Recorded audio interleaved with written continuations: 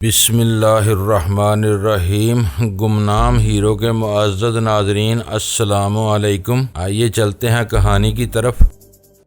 بند کرو یہ بکواس، وہ اضطراری انداز میں ویرا پر برس پڑا۔ اس کی آواز پھنسی پھنسی تھی اور آنکھوں سے خوف جھلکنے لگا تھا۔ شاید بدروح کے ذکر نے اسے مضطرب کر دیا تھا۔ تم بتا سکتے ہو کہ وہ گھنٹی کون بجاتا ہے؟ میں نے بے چارگی سے پوچھا۔ اس منحوس آواز نے شاید میرے ذہن کو بیمار کر دیا ہے۔ مجھے ہر وقت وہی آواز سنائی دینے لگی ہے۔ وہ ایک جھٹکے سے اٹھ کھڑا ہوا۔ اس نے میرے ہاتھ سے جلتی ہوئی سگریٹ چھین کر فرشی کمبل سے دور اچھال دی اور غضبناک لہجے میں بولا، بس بہت ہو گیا، اب اس بارے میں ایک لفظ بھی نہ کہنا۔ تم لوگ منہ لگانے کے قابل نہیں ہو۔ چلو، خان بابا تمہارا انتظار کر رہا ہے۔ وہ دیکھو۔ مجھے پھر وہی آواز سنائی دینے لگی ہے۔ میں نے خوفزدہ انداز میں ہکلانے کے ساتھ ہولے ہولے لرزنا بھی شروع کر دیا۔ گھنٹی بجتی ہے، گولیاں چلتی ہیں، لیکن گھنٹی بجانے والا نظر نہیں آتا۔ مجھے تو شنگارا ویلی پر بدروحوں کا سایہ معلوم ہوتا ہے۔ خدا مجھے ان کے عذاب سے محفوظ رکھے۔ خوف اور غصے کی ملی جلی کیفیت کے زیر اثر اس کا چہرہ مضاحکہ خیز حد تک بگڑ گیا۔ وہ دانت پیستا ہوا میری طرف جھپٹا اور اس نے اپنے چوڑے ہاتھ سے میری گردن دبوچ لی۔ جب تک شنگارا ویلی پر خان بابا کا سایہ ہے، بدروحیں ادھر کا رخ بھی نہیں کر سکتی۔ اس نے اونچی آواز میں چیختے ہوئے کہا، جیسے میرے ساتھ بدروحوں کو بھی وہ اپنا سب سنانا چاہ رہا ہو۔ بدروحیں مردوں کے پیٹ میں گھس کے دوسروں کو پریشان کرتی ہیں، اسی لیے ہم اپنے مردوں کے پیٹ سے ساری علائشیں نکال کر مغرب کی ڈلانوں میں پھینک دیتے ہیں۔ وہاں برفانی گدھ ہر ریشہ چاٹ کر جاتے ہیں۔ چھوٹے خان کے ساتھ بھی ایسا ہی کیا گیا۔ پھر شنگارا ویلی میں کوئی بدروح کیسے آ سکتی ہے؟ تم بدماش ہو اور ہمیں ڈرانا چاہ رہے ہو۔ بستی میں کسی نے بھی گھنٹی کی آواز سنی ہوتی تو اب تک ہر طرف گولیاں برس رہی ہوتی۔ اس نے میری گردن دبوچنے پر ہی اکتفا نہیں کیا تھا، بلکہ اپنی وحشیانہ قوت سے مجھے بری طرح جھنجھوڑے جا رہا تھا۔ اگر اسے اپنی سردار کی خواہش کا پاس نہ ہوتا تو شاید وہ مجھے رگیدنے سے بھی گریز نہ کرتا۔ قوی الجثہ اور بے خوف ہونے کے باوجود وہ بدروحوں کے ذکر پر پریشان بلکہ اعصاب زدہ ہو گیا تھا۔ ویرا نے اس کا درست رویہ دیکھتے ہوئے لپک کر اس کا ہاتھ پکڑ لیا اور اس کی بات کاٹ کر بولی، تم بلا وجہ اس کے ساتھ زیادتی کر رہے ہو۔ میں تمہیں بتا چکی ہوں کہ ڈینی گھنٹیوں کی آواز سے دہشت زدہ ہے۔ اسے رات بھر گھنٹیاں سنائی دیتی رہی ہیں۔ اس کی دہشت کی ساری ذمہ داری تم لوگوں پر ہے۔ ایک گھنٹی کی مترنم سی آواز پر تم سب پاگل ہو کر گولیاں برسانے لگتے ہو اور اپنے اس رد عمل کا کوئی سبب بھی نہیں بتاتے۔ یہ صورتحال تو ہم سب کو ڈینی جیسا بنا دے گی۔ اس نے بے بسی سے میری گردن چھوڑ دی اور ویرا کو خونخوار نظروں سے گورتے ہوئے گرایا۔ دہشت سے تم سب کے کلیجے بھی پھٹ جائیں تو ہمیں ذرا بھی غم نہیں ہوگا، لیکن یہ روحوں والی بکواس میری برداشت سے باہر ہے۔ ڈینی نے اب کسی بدروح کا ذکر کیا تو میں اسے گولی مار کر اپنی کھوپڑی میں بھی سوراخ کر لوں گا تاکہ مجھے خان بابا کے سامنے ندامت سے اپنا سر نہ جھکانا پڑے۔ ہمیں دنیا کی ہر مصیبت سے بچا سکتا ہے، لیکن بدروحوں پر کسی کا بس نہیں چلتا۔ اسے سمجھاؤ کہ اب یہ اپنی کالی زبان بند رکھے۔ میں سمجھ گیا، میں نے خوفزدہ انداز میں اپنا سر ہلاتے ہوئے اسے آخری چرکا لگانے کی نیت سے کہا، اگر تم بدروحوں کے ذکر سے اسی قدر ڈرتے ہو تو اب میں بھول کر بھی ان کا ذکر نہیں کروں گا۔ اپنے ذہن میں آنے والے ہولناک اندیشوں کو اپنے ذہن میں ہی رکھوں گا۔ ہو سکتا ہے کہ خان بابا مجھے اس بھیانک عذاب سے نجات دلا دے جو اسیب بن کر میرے دماغ میں گھس گیا ہے۔ میری گفتگو کے دوران میں اس کے چہرے کا رنگ بار بار بدلتا رہا۔ اس کی قہر بار آنکھوں میں کئی بار خوف کے سائے لہراتے ہوئے نظر آئے، کیونکہ میں نے ایک ہی سانس میں بدروحوں، ہولناک اندیشوں، بھیانک عذاب اور اسیب کا ذکر کر کے اس کے دماغ کی چولیں ہلا دی تھی۔ مگر میں نے جو کچھ کہا وہ ہر قسم کی گیریا سے محفوظ تھا۔ وہ بے بسی اور غصے کے ساتھ مجھے گورتا رہا۔ میرے خاموش ہوتے ہی میرا داہنا بازو پکڑ کر نکاسی کے راستے کی طرف چل دیا۔ وہ حویلی وسیع رقبے پر تعمیر کی گئی تھی اور اس میں ان گنت چھوٹے بڑے کمرے تھے جنہیں راہداریوں نے ایک دوسرے سے منسلک کیا ہوا تھا۔ بعض کمرے ایسے بھی تھے جن کے دروازے راہداریوں کے بجائے دوسرے کمروں میں کھلتے تھے۔ ہم دونوں چھت کے سائے سے باہر نکلے بغیر ایک بہت بڑے ہال میں پہنچے، جہاں فرش پر پڑے ہوئے کمبلوں میں پر بیش قیمت قالین بچھے ہوئے تھے اور ان پر متعدد مقامی لیٹے یا دریا بیٹھے ہوئے تھے۔ اس حال کے آخری گوشے پر ایک بڑا سا منعکش دروازہ تھا جو بند تھا۔ ہم دونوں کے پہنچتے ہی تمام مقامی چونک کر ہماری طرف متوجہ ہو گئے۔ بڑی بڑی پگڑیوں کے نیچے چمکتی ہوئی تیز اور حیوانی نگاہیں میرے چہرے پر مرکوز تھی۔ مجھے لانے والا ان لوگوں کی سلام دعا کا سرسری جواب دیتا ہوا آگے کی طرف بڑھتا رہا۔ اس کا رخ منعکش دروازے کی طرف تھا۔ میرا خیال تھا کہ وہ اس دروازے سے گزر کر دوسری طرف جائے گا، لیکن وہ دروازے کے قریب پہنچ کر ٹھہر گیا۔ اس نے آہستگی سے دروازے پر دستک دی اور اندر سے ایک گراتی ہوئی زخمی آواز سنائی دی۔ اس نے جو کچھ کہا وہ مقامی بولی میں تھا۔ مجھے لانے والے نے اسی زبان میں جواب دیا۔ اندر سے پھر کچھ کہا گیا اور میرے ساتھ والے نے دباؤ ڈال کر وہ منعکش دروازہ کھول دیا۔ میرا خیال تھا کہ وہ اندر جانے میں پہل کرے گا تو میں اس کی تائید کروں گا، لیکن وہ وہیں رکا رہا۔ اس نے میری پشت پر ہاتھ رکھ کر سرگوشیانہ آواز میں کہا، ادب کے ساتھ اندر چلے جاؤ۔ تم میرا ساتھ نہیں دو گے؟ میں نے پلٹ کر اس سے پوچھا۔ ہم لوگ غیر ضروری طور پر خان بابا کا سامنا کرنے سے بچتے ہیں، تم جاؤ۔ ڈینی اندر چلے آؤ۔ اندر سے اسی گراتی ہوئی آواز نے براہ راست مجھے مخاطب کر کے اردو میں کہا، اور اس بار میں نے سردار پائندہ گل کی آواز پہچان لی۔ میں تمہارا انتظار کر رہا ہوں۔ میں آ رہا ہوں خان بابا، میں نے جلدی سے کہا اور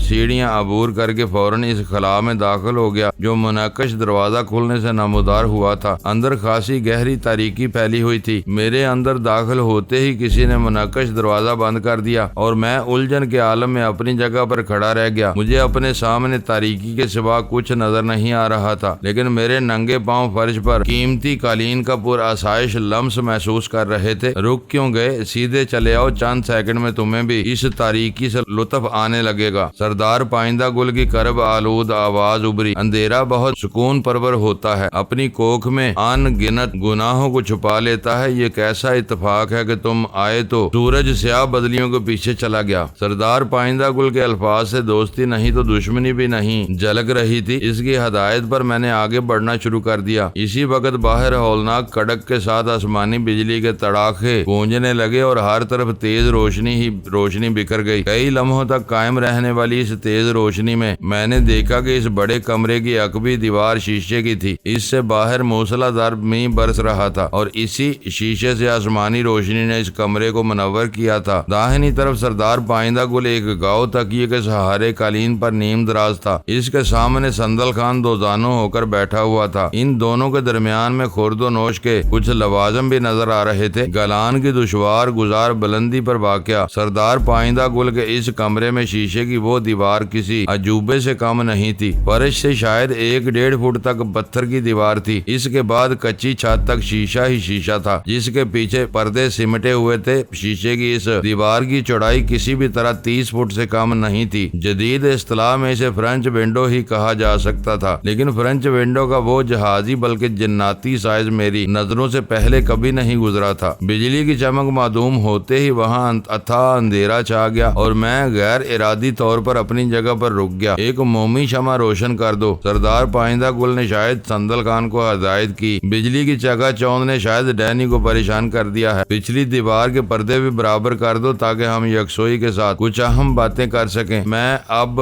زیادہ صبر نہیں کر سکتا۔ شمع دان ان دونوں کے قریب ہی موجود تھا۔ موٹی سی موم بتی کی لرزتی ہوئی زرد لو نے فوراً ہی ان دونوں کے بھیانک سائے بنانے شروع کر دیے۔ سندل خان شیشے کی دیوار پر پردے کھینچنے کے لیے چلا گیا اور میں تیزی سے سردار پائندہ گل کے روبرو جا پہنچا۔ ہم لوگ جس حالت میں گلان کی سطح مرتفع تک پہنچائے گئے تھے، اس کی بنا پر مجھے پورا یقین تھا کہ سردار پائندہ گل مجھ سے ہاتھ نہیں ملائے گا، لیکن میں اس کے سامنے پہنچتے ہی ادب و احترام کے ساتھ جھکا اور اپنے دونوں ہاتھ مسافے کے لیے اس کی طرف بڑھا دیے۔ پائندہ گل نے اپنی بڑی بڑی اور سرخ ببوکا آنکھیں اٹھا کر میری طرف دیکھا، پھر داہنا ہاتھ اپنی بے ترتیب داڑھی پر پھیرتے ہوئے بولا، ہاتھ واپس لے لو، ابھی تک میرے اور تمہارے مراسم کا تعین نہیں ہو سکا ہے۔ تم اجنبی تو نہیں رہے ہو، لیکن میرے دوست بھی نہیں ہو۔ جس دن تم نے مجھ سے دوستی کا ثبوت فراہم کر دیا، میں خود ہی تم سے ہاتھ ملا لوں گا، بلکہ تمہیں اپنے سینے سے لگا لوں گا۔ آرام سے بیٹھ جاؤ۔ میں نے سر جھکا کر اس کے حکم کی تعمیل کی۔ بیٹھتے ہوئے میری نظر اس ٹرے پر پڑی جس میں سفید روسی شراب کی بوتل اور 2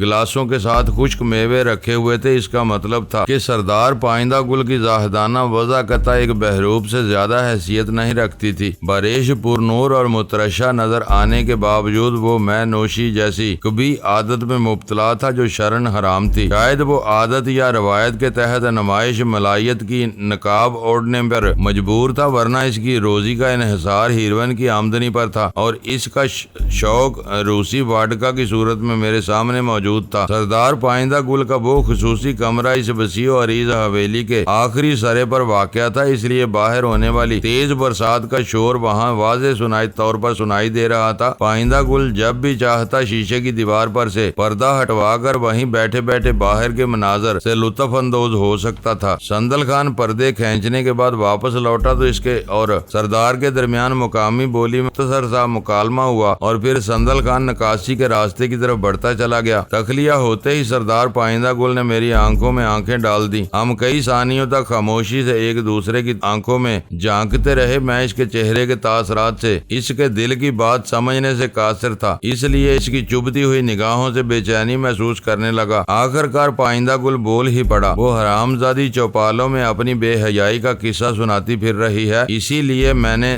تم کو پکڑوا کر یہاں بلایا ہے۔ اس کی آواز نیچی مگر شرر بار تھی۔ لیکن اس معاملے میں میرا کیا قصور ہے خان بابا؟ میں نے بے بسی سے احتجاج کیا۔ میں نے تمہیں ہر بات صاف صاف بتا دی تھی، اب وہ بے شرمی پر اتر آئی تو میں کیا کر سکتا ہوں؟ ہو سکتا ہے اس نے پستول کی نوک پر تمہیں اپنی خواہش کا غلام بنایا ہو، مگر یہ حقیقت ہے کہ اس بے شرمی میں تمہیں برابر کے شریک تھے۔ تم نہ ہوتے تو جنت گل کو کسی افسانہ ترازی کا موقع نہیں مل سکتا تھا۔ اس نے اپنے جذبات پر قابو رکھتے ہوئے تحمل کے ساتھ اپنا نقطہ نظر بیان کیا۔ میرے وہاں ہونے میں بھی میری مرضی یا پسند کا کوئی دخل نہیں تھا، میں نے لجاجت سے کہا۔ چھوٹے خان نے مجھے اپنے قیدی کے طور پر کوچی کیمپ والے آہنی کنٹینر سے اس فلیٹ میں پہنچایا تھا۔ پرانی باتیں دہرانے کی ضرورت نہیں، مجھے سب کچھ معلوم ہے، لیکن یہ تمہاری بدقسمتی ہے کہ اب جنت گل نے تمہارے حوالے سے مجھے بدنام کرنا شروع کر دیا ہے۔ یہ توہین میری برداشت سے بالکل باہر ہے۔ اس کے تیور دیکھتے ہوئے میں نے خاموشی ہی میں اپنی عافیت سمجھی۔ اس نے بوتل سے سفید شراب ایک گلاس میں انڈیلی اور ایک بڑا گھونٹ لینے کے بعد دوبارہ بولا، تمہیں معلوم ہے کہ میں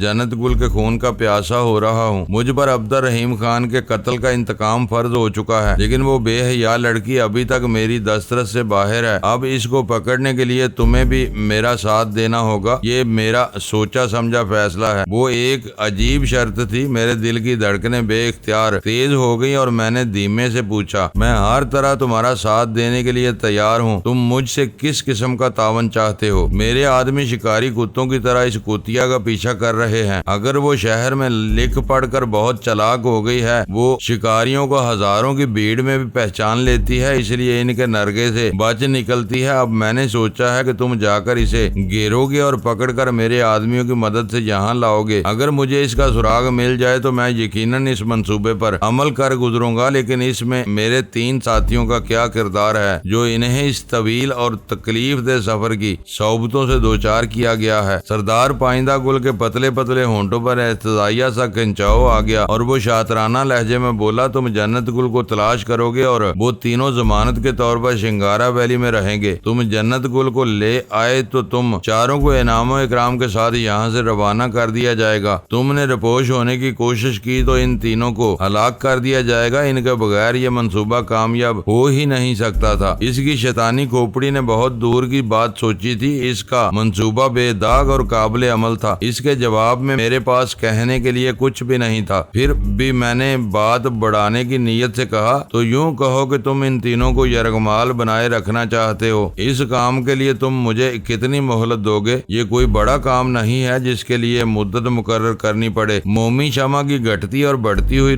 زرد روشنی میں سردار پائندہ گل کا چہرہ اس وقت بہت ڈراؤنا نظر آ رہا تھا۔ وہ بے پروایانہ انداز میں کہہ رہا تھا، میرے آدمی شب و روز تمہاری کارکردگی پر مکمل نظر رکھیں گے، تم دل و جان سے جنت گل کے کھوج میں لگے رہے، تمہاری مہلت برقرار رہے گی۔ جس دن تم نے غفلت برتنی شروع کی یا کسی سازش کا سہارا لینا شروع کیا، سب کچھ ختم ہو جائے گا۔ میں اپنے فیصلوں پر عمل کروانے کی پوری طاقت رکھتا ہوں۔ چھوٹے خان کے خون کا انتقام پورا ہونے تک میں نے رضاکارانہ طور پر اپنے لوگوں کو حکم دینا بند کر دیا ہے، لیکن ان کی روحیں تک بھی میری غلام ہیں، میری پرانی ہدایتوں پر عمل کر کے اس کا نظام چلا رہے ہیں۔ اگر تم نے جنت گل کو یہاں لانے میں کوتاہی برتی تو کان کھول کر سن لو کہ پھر میں تمہارے ساتھیوں پر چھوٹے خان کے قتل کا الزام عائد کر دوں گا اور ان پہاڑوں میں بسنے والے آنن فانن میں ان تینوں کو خاک و خون میں نہلا دیں گے۔ مجھے حیرت ہے کہ جنت گل جیسی سبک اندام خوبصورت اور کم سن لڑکی نے تم جیسے پرجلال سردار کے مقابلے پر آنے کی جسارت کی ہے۔ اسے تو پائندہ گل کی گراہٹ کی وجہ سے میری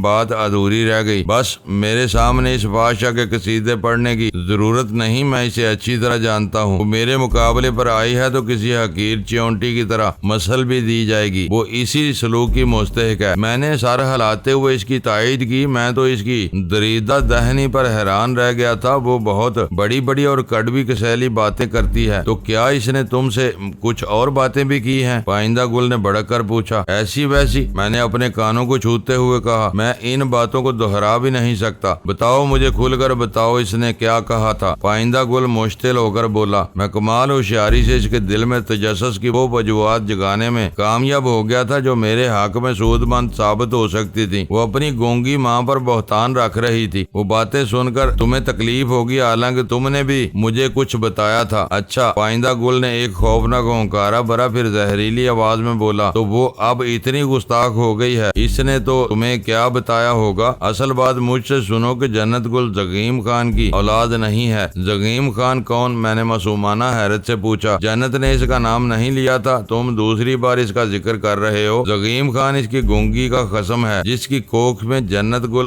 گندے کیڑے کی طرح پروان چڑھی۔ پائندہ گل کا غصہ اپنے عروج پر پہنچا ہوا تھا۔ زغیم خان میرا پرانا دوست تھا، وہ دیکھنے دکھانے کے قابل بہت خوبرو اور تنومند نوجوان تھا۔ اس کی مردانگی قابل کی ہر وہ عورت سلام کرتی تھی جو اس کی خلوت آشنا تھی، لیکن بدقسمتی یہ ہوئی کہ زغیم خان اپنی بھرپور مردانگی کے باوجود اس جوہر سے محروم تھا جو نسل کو آگے بڑھاتا ہے۔ اس کے جاہل رشتہ داروں میں مردانگی کی ایک ہی پڑتال تھی کہ مرد شادی کے پہلے ہی سال صاحب اولاد ہو جائے۔ جب وہ کئی برس بعد بھی باپ نہ بن سکا تو اس کے بارے میں چرچے شروع ہو گئے۔ پہلے رشتہ داروں اور دوستوں نے ہنسی مذاق میں اسے تانے دینے شروع کیے، پھر بات عورتوں میں پہنچ گئی اور جوان لڑکیوں نے اس سے پردہ کرنا شروع کر دیا تو اس کی انا لہو لہان ہو گئی۔ وہ ان سب کے چیتھڑے اڑا سکتا تھا، لیکن اس نے ایک انوکھی تدبیر سوچی اور اس کی وہی تدبیر آج میرے لیے سہانے روح بن کر رہ گئی ہے۔ وہ خاموش ہو کر شراب کے گلاس کی طرف متوجہ ہو گیا۔ جنت گل نے مجھے جو کچھ بتایا وہ بہت مختصر تھا، لیکن پائندہ گل کی وہ کہانی دلچسپ ہونے کے ساتھ ہی سنسنی خیز بھی تھی۔ میں اس کی کہانی کے اگلے حصے کے بارے میں قیاس آرائیاں کرتے ہوئے اس کے دوبارہ بولنے کا منتظر رہا۔ اس مرحلے پر میں اس سے کوئی چھیڑ چھاڑ نہیں کرنی چاہتا تھا۔ مجھے اندیشہ تھا کہ کہیں وہ بدک کر اس موضوع کو وہیں ختم نہ کر دے۔ وہ گلاس سے شراب کے چھوٹے چھوٹے گھونٹ لیتا رہا۔ اس کی سرخ آنکھیں گزرے ہوئے دنوں کے تصور میں قالین کے کسی بے نام نقطے پر مرکوز تھیں۔ آخر کار اس نے اپنی پرخیال نظریں میری طرف اٹھائیں اور نسبتاً پرسکون آواز میں بولا، جانتے ہو کہ زغیم خان نے اپنی مشکل حل کرنے کے لیے کیا تدبیر سوچی تھی؟ میں کیا کہہ سکتا ہوں، اس بارے میں جنت گل نے کچھ نہیں بتایا تھا، میں نے بے چارگی سے کہا۔ اس نے بہت سنجیدگی سے تجویز پیش کی۔ میں نے سختی سے انکار کیا تو اس نے میرے پیر تھام لیے اور میں مان گیا۔ وہ بتانے لگا، اس نے کافی افہیم کھلا کر اپنی بیوی کو سلا دیا، مگر میں نیم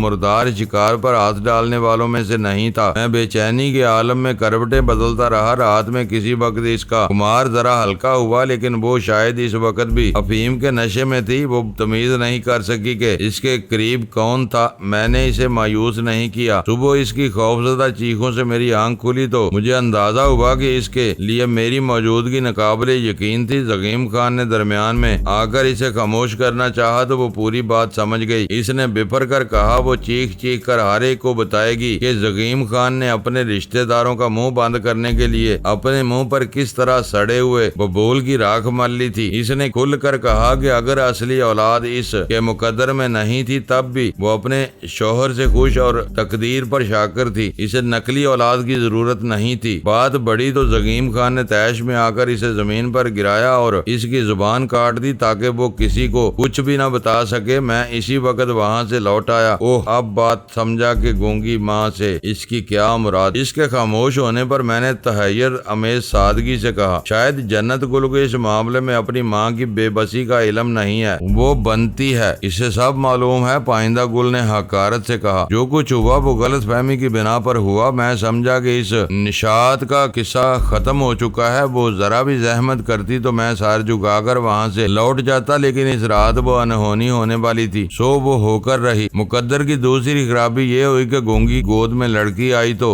اس کے خد و خال میں میری شباہت تھی، اور وہیں سے زکیم خان رسوائیوں کے بھیانک دلدل میں دھنستا چلا گیا۔ اس نے اپنی بیٹی کا نام جنت خانم رکھا تھا، لیکن لوگ اسے جنت گل کہتے تھے کیونکہ وہ اسے میری اولاد سمجھتے تھے، اور میرا نام پائندہ گل تھا۔ خاندان کی رسوائی کی وجہ سے بات زیادہ نہیں اچھالی گئی، لیکن ایک قصہ سینہ بے سینہ پھیلتا رہا۔ جوانی کی دہلیز میں قدم رکھنے تک جنت گل کو بھی اپنی ہم جولیوں سے یہ سب معلوم ہو چکا تھا۔ اس نے اپنی اصل کی طرف لوٹنے کا فیصلہ کر لیا، اور پھر کسی نہ کسی طرح پشاور میں عبد الرحیم خان کو اپنے جال میں پھانسنے میں کامیاب ہو گئی۔ چھوٹے خان نے مرتے دم تک قابل نہیں دیکھا، اس لیے اسے جنت گل کے بارے میں کچھ معلوم نہیں تھا۔ وہ اس کی صورت اور جوانی پر مر مٹا۔ مجھے اس کے عشق کی اڑتی اڑتی خبریں ملی تو میں خاموش رہا۔ بہت سے شنگاریوں باہر والیوں سے شادی کرتے آئے ہیں۔ میرے چھوٹے بھائی نے ایک کنداری بازار کی لڑکی سے شادی کر کے اوپر پہاڑوں اور اپنی مٹی کو خیر باد کہا تو میں نے کوئی اعتراض نہیں کیا، لیکن جب مجھے پتا چلا کہ عبد الرحیم خان پر جنت گل نے ڈورے ڈالنے شروع کر دیے ہیں تو میں مخالف ہو گیا۔ میں چھوٹے خان کو اصلیت نہیں بتا سکا۔ وہ بیچارہ آخر وقت تک یہی سمجھتا رہا کہ اس کا ماموں ظالم اور خود غرض ہے۔ اپنے بھائی کو کندار والوں کی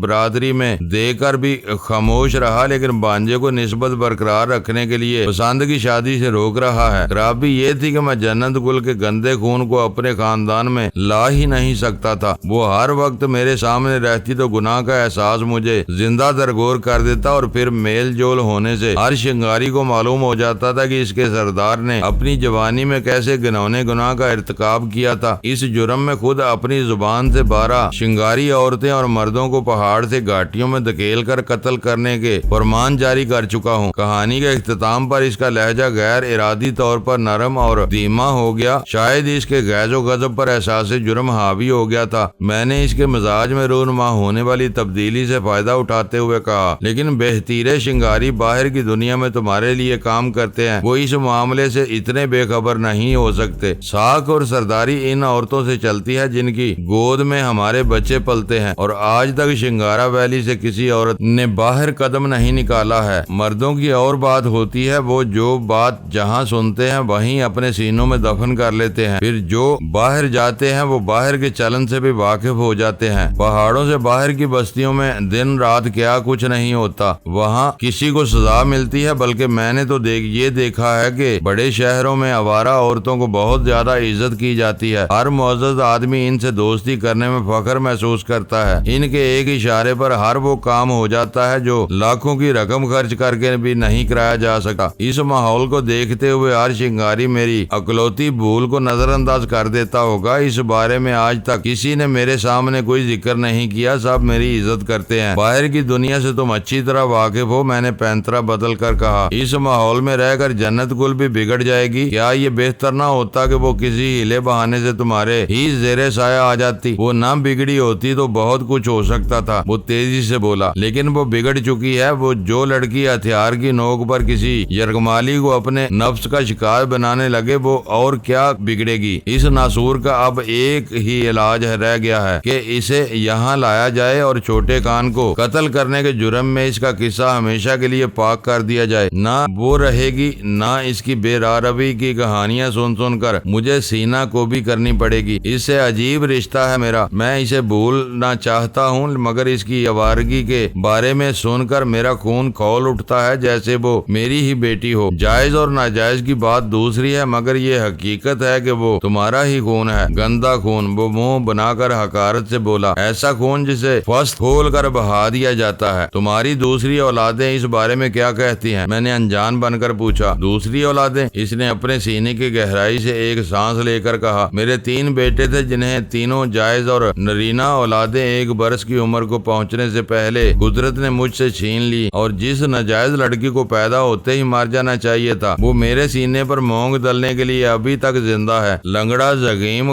خان اس کی شادی کے عوض 5 لاکھ روپے کمانے کے خواب دیکھ رہا ہے، لیکن وہ 1 پیسہ بھی حاصل نہیں کر سکے گا۔ لنگڑا؟ میں نے حیرت سے کہا، تم تو کہہ رہے تھے کہ وہ بہت حسین اور تنومند آدمی تھا۔ وہ پرانا قصہ تھا۔ جب سے اس نے اپنی عزت کو خیر باد کہا، اس کے ہر نقش خباثت ٹپکنے لگی ہے۔ ایک بار بار اس کی بیوی نے مشتعل ہو کر اسے مارنے کی کوشش کی تھی۔ زخیم کو دوسری منزل سے دھکا دے دیا تھا لیکن وہ بغیرت زندہ رہا، بس اس کے ایک کولے کی ہڈی ٹوٹ گئی جو علاج کے بعد جڑ چکی ہے، لیکن اس چوٹ کے نتیجے میں وہ کسی مینڈک کی طرح ایک ٹانگ پر اچھل اچھل کر چلتا ہے۔ وہ اپنی بیوی کی آبرو کا محافظ تھا لیکن اس نے خود اپنی ہی سازش سے اس کا دامن تار تار کرا دیا۔ اس کی پوری کہانی سے واقف لوگ کہتے ہیں کہ اب قدرت نے اسے عبرت کا شاہکار بنا کر زندہ رکھا ہوا ہے۔ اس کی بیوی غصے میں ہوتی ہے تو اسے جھاڑو اور جوتیوں سے مار مار کر گھر سے نکال دیتی ہے۔ زبان سے محروم ہو جانے کی وجہ سے اس جاہل عورت کا دکھ اندر ہی اندر پل رہا ہے۔ مجھے یقین ہے کہ لنگڑا زخیم خان ایک دن اسی کے ہاتھوں مارا جائے گا۔ اس کا مطلب ہے کہ اب تم نے بھی اس سے اپنی دوستی ختم کر دی ہے۔ ایسے بے کردار آدمی کو کون دوست رکھے گا؟ مجھے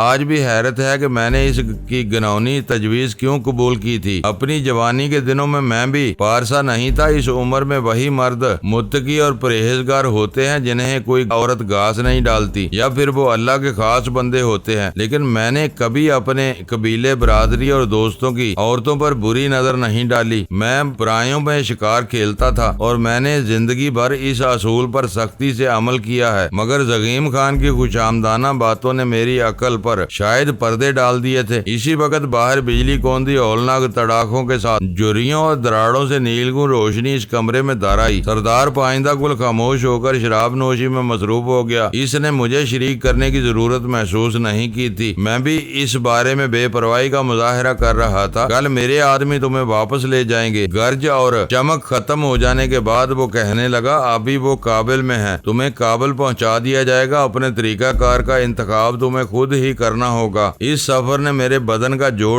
ہلا دیا ہے، میں نے دبی زبان سے کہا۔ اگر سفر سے پہلے مجھے چند روز تک آرام کرنے کی مہلت مل جائے تو میں بہتر طور پر اپنا کام کا آغاز کر سکوں گا۔ تم 2-3 دن آرام کر لو۔ اس نے لمحہ بھر سوچنے کے بعد کہا، مگر یہ یاد رکھنا کہ ابھی تک تم ہمارے دوستوں میں ہو نہ دشمنوں میں۔ تمہیں ایک کمرہ دے دیا جائے گا، کھانے پینے کی ہر چیز بھی ملتی رہے گی، لیکن اگر تم نے کوئی سازش کرنے کی کوشش کی تو پھر کھلی دشمنی شروع ہو جائے گی اور تم لوگوں کو ان تمام سہولتوں سے محروم کر کے وادی میں بیگار پر لگا دیا جائے گا۔ تمہیں ہم سے کوئی شکایت نہیں ہوگی، بس اتنا ضرور بتا دوں کہ ہم کوئی شراب بھی مل سکے گی۔ میرے علاوہ فرزانہ بھی شراب پینے کی عادی ہے۔ میں نے موقع پاتے ہی اپنا وہ مطالبہ بھی پیش کر دیا۔ فی کس 1 بوتل یومیہ سے زیادہ نہیں ملے گی، اس نے سختی سے کہا اور میرا دل خوش ہو گیا۔ ہو سکتا ہے کہ بوتل سے منہ لگا کر پینے والے شنگاریوں کے لیے 1 بوتل کی کوئی وقت ہی نہ ہو، مگر ہم لوگوں کے لیے وہ مقدار کافی سے زیادہ تھی۔ سارا دن ہلکی چسکیاں لینے کے بعد بھی رات کو آخری شغل جمانے کا سامان ہو سکتا تھا اور گالان کی سطح مرتفع پر ہمارے چند دن خوشگوار انداز میں گزر سکتے تھے۔ تم بہت نرم دل اور مہمان نواز ہو، میں نے ممنونیت سے لبریز لہجے میں کہا۔ راستے کی قید و بند کی صحبتوں کے بعد یہ مہربانیاں ہمیں تمہارا غلام بنا دیں گی۔ یہ نہ سمجھنا کہ میں اپنے ڈیرے میں بند ہونے کے بعد ہر چیز سے لا تعلق ہو گیا ہوں۔ وہ مجھے گھورتے ہوئے ترشی سے بولا، مجھے معلوم ہے کہ تم نے راستے میں بازی الٹنے کی ناکام کوشش کی تھی، پھر چیخا سرائے میں تم نے سندل خان سے معاہدہ کر کے کچھ رعایتیں حاصل کی تھی۔ تم اور تمہارے ساتھ والی گوری عورت راستے پر سندل خان کی سفید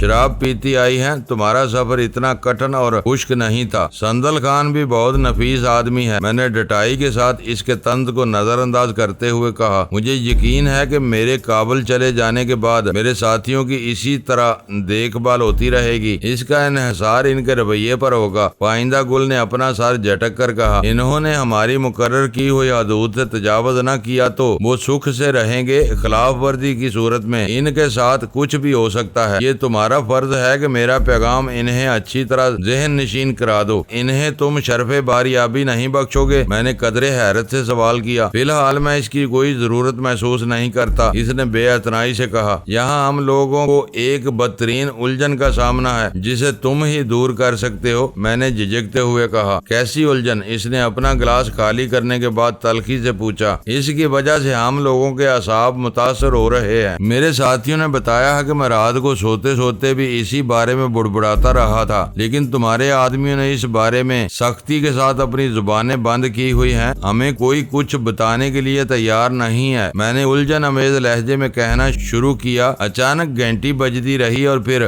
ہر شنگاری کے ہتھیار آگ اگلنے لگتے ہیں۔ ایسا معلوم ہوتا ہے جیسے کوئی اسیب ہمارا پیچھا کر رہا ہو۔ وہ کوئی اسیب نہیں ہے، پائندہ گل یک بیک بفر کر وہ کچھ بدماش لوگ ہیں جو شنگاریوں میں خوف و ہراس پھیلانے کی کوشش کر رہے ہیں، لیکن وہ بہت جلد جہنم کا ایندھن بنا دیے جائیں گے۔ وہ ہمارا اندرونی معاملہ ہے، تمہیں اس سے کوئی غرض نہیں ہونی چاہیے۔ تم ٹھیک کہتے ہو، ہمیں اب بھی اس سے کوئی غرض نہ ہوتی، لیکن اتفاقات نے ہمیں خوفزدہ کیا ہوا ہے۔ ہم چیخا سرائے سے چلنے والے تھے کہ ایک بھیڑ نکل آئی جس کے گلے میں گھنٹی بندھی ہوئی تھی۔ پھر ہم درے سے وادی میں داخل ہوئے تو گھنٹی بجنے لگی، اور آج یہاں گالان میں آتے ہی وہی منحوس آواز سنائی دینے لگی۔ ایسا معلوم ہو رہا ہے کہ وہ آواز ہمارا پیچھا کر رہی ہے۔ ہم جہاں بھی جاتے ہیں وہاں گھنٹی بجنے لگتی ہے۔ میں اس کا مطلب سمجھتا ہوں۔ وہ اپنی مٹھیاں بھینچ کر بولا، وہ تم لوگوں کو بھڑکانا چاہ رہے ہیں، لیکن وہ اپنے بال نوچتے رہ جائیں گے۔ تم نے دیکھ ہی لیا ہوگا کہ گھنٹی کی آواز پر ہر شنگاری جہنم کا دانہ کھول دیتا ہے۔ یہ سب میری حامی ہیں اور ان کی طاقت گھنٹی والوں کو کچل کر رکھ دے گی۔ چاہو تو تم اس بارے میں ہم پر اعتماد کر سکتے ہو، میں نے معنی خیز لہجے میں کہا۔ مگر کیوں؟ اس بارے میں بھلا تم کیا کر سکو گے؟ اس نے چونک کر پوچھا۔ میرا اندازہ ہے کہ وہ شنگارا ویلی کے کچھ سرفرے باغی ہیں جو دور دور سے گھنٹیاں بجا کر دوسرے شنگاریوں کو یہ جتانا چاہتے ہیں کہ تمہارے نمک خوار ان کا بال بھی بیکا نہیں کر سکتے۔ ہو سکتا ہے کہ وہ اندر ہی اندر طاقت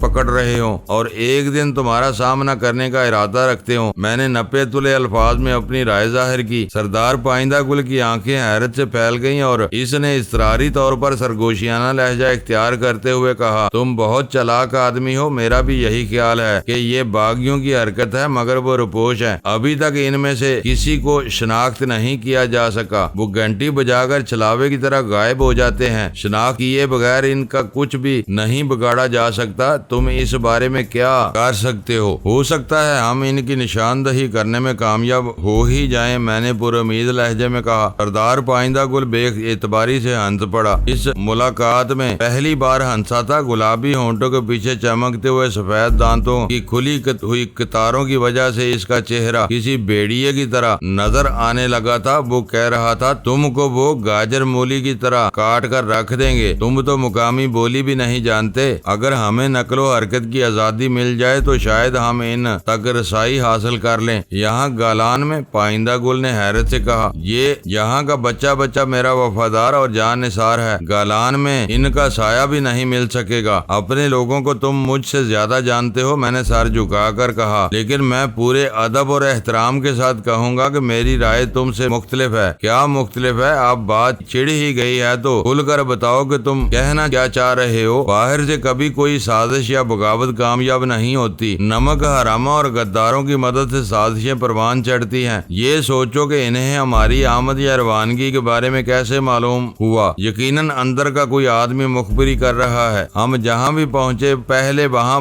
گھنٹی بجانے کا بندوبست موجود تھا۔ یہ اتفاق نہیں ہو سکتا۔ سردار پائندہ گل کا چہرہ دھواں ہو گیا۔ وہ دھیمی آواز میں بولا، ٹھیک کہتے ہو، یہ بات تو میں نے سوچی ہی نہیں تھی کہ میرے ہی غلام بھی مجھے دغا دے سکتے ہیں۔ تم سوچ بھی نہیں سکتے تھے۔ میں نے اس کی دلجوئی کے لیے کہا، خاموشی سے مخبری کرنے کے بعد جب فضا میں گھنٹی کی آواز گونجتی ہے تو مخبر بھی تمہارے وفاداروں کے ساتھ گولیاں چلانے لگتے ہیں۔ وہ آخر وقت تک سامنے نہیں آئیں گے، اور جب سامنے آئیں گے تو تم انہیں پہچان کر شاید سکتے میں رہ جاؤ گے۔ اچھا ہوا کہ تم سے بات ہو گئی، اب میں اس طرف سے بھی خیال رکھوں گا۔ وہ بولا، آؤ ہمیں تھوڑی سی آزادی دے دی جائے تو مجھے امید ہے کہ میں ان سے کوئی ہم سے مل بیٹھنے کی کوشش ضرور کرے گا۔ ہماری آمد کے بعد 24 گھنٹوں میں 3 بار اس آواز کا سنائی دینا اس بات کا کھلا ثبوت ہے کہ وہ لوگ کسی وجہ سے ہم چاروں میں انتہائی دلچسپی لے رہے ہیں۔ ان کا ایک آدمی تمہارے ہاتھ آ گیا تو سارے سازشیوں کے گردنیں توڑنے کے قابل ہو سکو گے، ورنہ چوہے اور بلی کا یہ کھیل نہ جانے کب تک چلتا رہے گا۔ وہ سوچ میں پڑ گیا۔ چند ثانیوں کے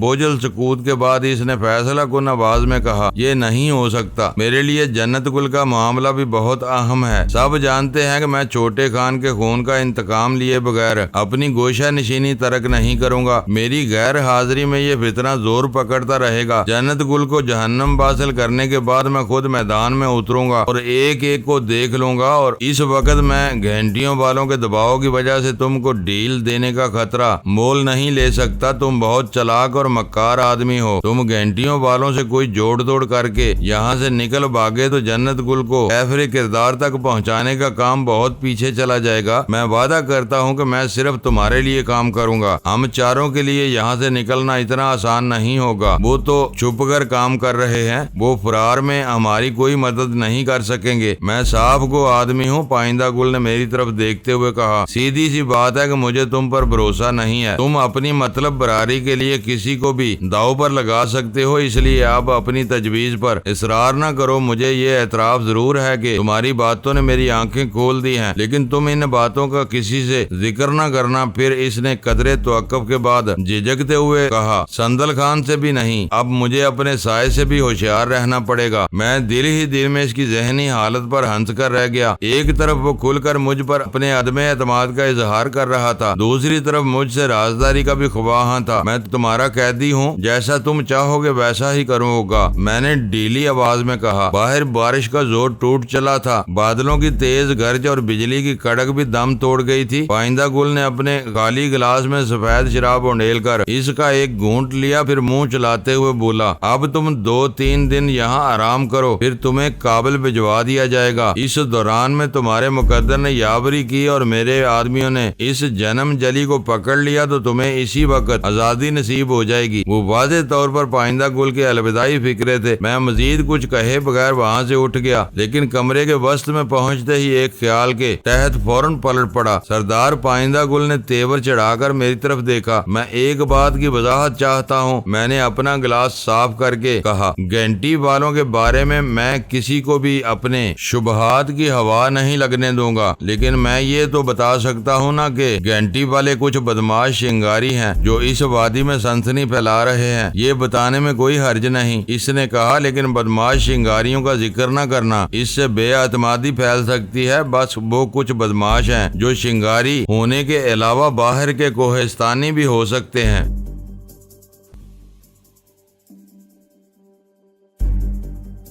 معزز ناظرین, لائک کریں, شیئر کریں اور کمنٹس باکس میں پاک آرمی زندہ باد, پاکستان پائندہ باد کا نعرہ ضرور درج کر کے اپنے ملک پر فخر کریں اور پاکستان کی بنیادیں مضبوط کرنے میں اپنا کردار ادا کریں. ویڈیو دیکھنے کا شکریہ.